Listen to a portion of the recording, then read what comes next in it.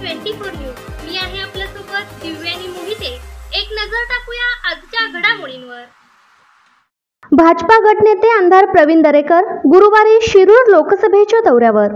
लोकसभा निवडणुकीच्या पार्श्वभूमीवर भाजपा विधान परिषद गटनेते आमदार प्रवीण दरेकर हे निरीक्षक म्हणून गुरुवार 2 मे रोजी शिरूर लोकसभेचा दौरा करणार आहेत.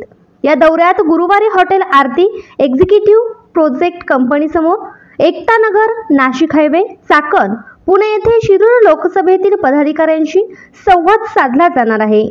तसेच सकाळी 11 वाजता लोकसभा निवडणूक प्रबंधन समितीसोबत बैठक, दुपारी 12 वाजता जिल्हा मोर्चा आघाडीतील पदाधिकाऱ्यांसोबत बैठक, दुपारी 2 वाजता सर्वपक्षीय पदाधिकाऱ्यांसोबत बैठक, दुपारी 3 वाजता भाजपा कोअर कमिटीसोबत बैठक आणि दुपारी 4 वाजता महायुतीचे उमेदवार शिवाजीराव आढळराव पाटील यांच्यासोबत बैठकीचे आयोजन करण्यात आले आहे.